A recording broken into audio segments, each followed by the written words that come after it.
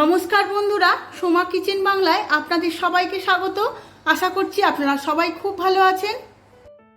Indo Chinese একটি recipe, পন chicken rice noodles, একদম চাইনিজ রেস্টুরেন্টের স্বাদের বানিয়ে আমি আপনাদের কাছে শেয়ার করব কিভাবে বাড়িতে সঠিক পদ্ধতিতে ঘরোয়া উপকরণে একদম রেস্টুরেন্টের স্বাদের মতো চাইনিজ এই রেসিপিটি বানিয়ে ভাইদের বা অতিথিদের সার্ভ করবেন।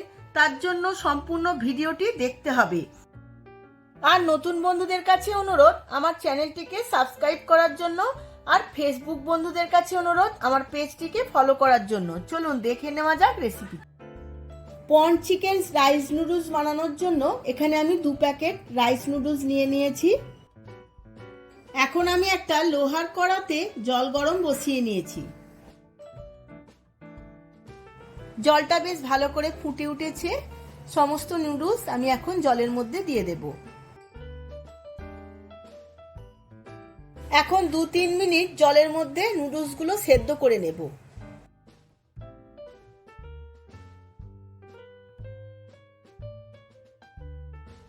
নুডলসগুলো সেদ্ধ হয়ে গেছে, এবার আমি নামিয়ে নেব। আমি চুপড়ির মধ্যে সমস্ত নুডলসগুলো ছেঁকে নিয়েছি। এখন আমি ঠান্ডা জল দিয়ে ভালোভাবে ধুয়ে নেব।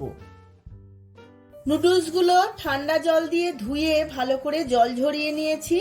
এখন একটা প্লেটের মধ্যে মেলে নিয়েছি। এর মধ্যে অল্প একটু সাদা তেল দিয়ে দেব। সাদা তেল সমস্ত নুডলসের মধ্যে মাখিয়ে নেব।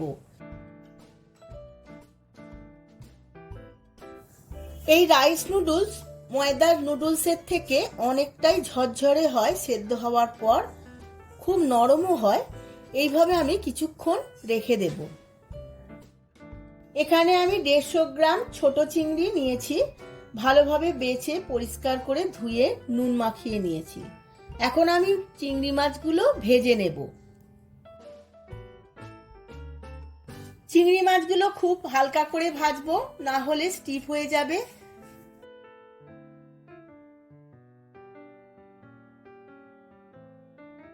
চিংড়ি মাছগুলো হালকা করে ভাজা হয়ে গেছে, এবার তুলে নেব।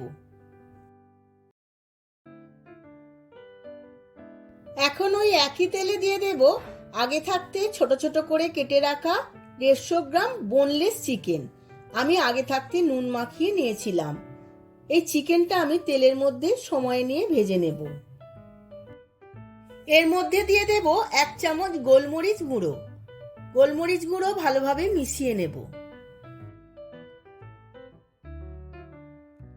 এর মধ্যে দিয়ে দেব 1/2 চামচ আদা রসুন বাটা, তাহলে চিকেনের কাঁচা গন্ধটা চলে যাবে। সমস্ত কিছু আবারও একবার ভালোভাবে ভেজে নেব।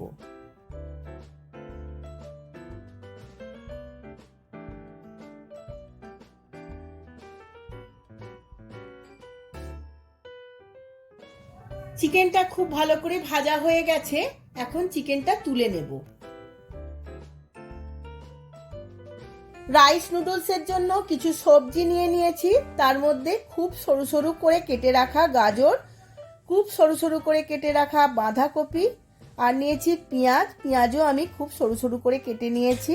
এখানে নিয়েছি কিছু ক্যাপসিকাম, তার মধ্যে yellow bell pepper, red bell pepper আর সবুজ ক্যাপসিকাম। সবজিগুলো ভেজে নেওয়ার জন্য আমি কড়ায় তেল দিয়ে নিয়েছিলাম। প্রথমেই বাঁধাকপিগুলো আমি ভেজে নেব, তারপরেই দিয়ে দেব গাজর। গাজর আর বাঁধাকপি একটু ভালো করে ভেজে নেব। চাইনিজ রান্নার সময় সবসময় গ্যাসের ফ্লেম হাইতে রাখতে হবে।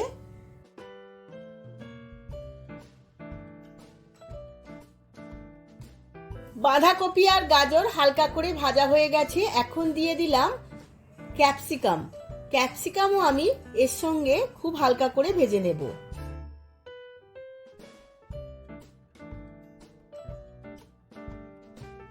সমস্ত সবজিগুলো হালকা করে ভাজা হয়ে গেছে, এবার আমি নামিয়ে নেব।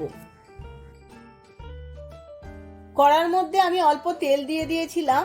এখন ভেজে নেব 2 চামচ রসুনের কিমা। রসুনের কিমা আমি খুব ভালো করে ভেজে নেব।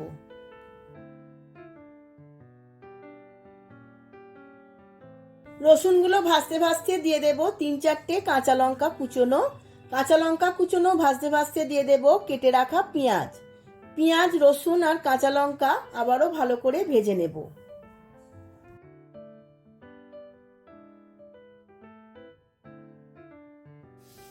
রসুন, কাঁচা লঙ্কা আর পেঁয়াজ আমি হালকা করে ভেজে নিয়েছি।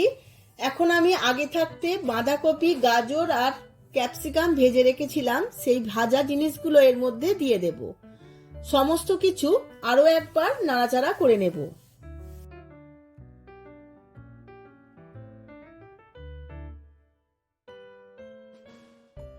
এই সবজির মধ্যে আগে থাকতে ভেজে রাখা চিকেন আর চিংড়ি মাছগুলো দিয়ে দেব। আবারও আমি সমস্ত কিছু একসাথে মিশিয়ে নেব। এর মধ্যে এখন দিয়ে দেব 1 চামচ ডার্ক সোয়া সস আর দেব 1 চামচ ভিনিগার। এরপর দেব 2 চামচ রেড চিলি সস আর দেব 1 চামচ গোলমরিচ গুঁড়ো। এবার সমস্ত কিছু ভালোভাবে মিশিয়ে নেব। জল ঝরিয়ে শুকনো করে রাখা নুডলসগুলো আমি এর মধ্যে দিয়ে দেব।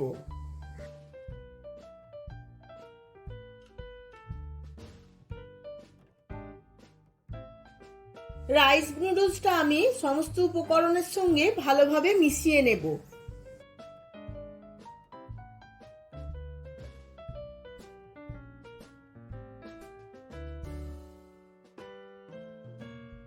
গ্যাসের ফ্লেমটা হাইতে রেখে সমস্ত কিছু ভালোভাবে রান্না করতে হবে।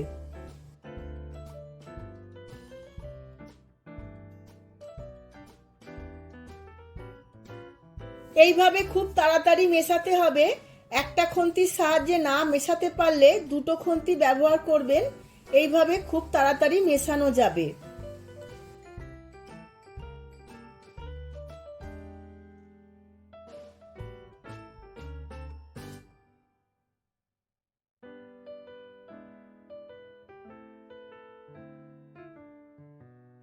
এরপর দেব স্বাদ মতো নুন আর দেব 1/2 চামচ আজিনামোটো। এরপর দেব 1 চামচ চিনি। এবার সমস্ত কিছু আরো একবার ভালোভাবে মিশিয়ে নেব।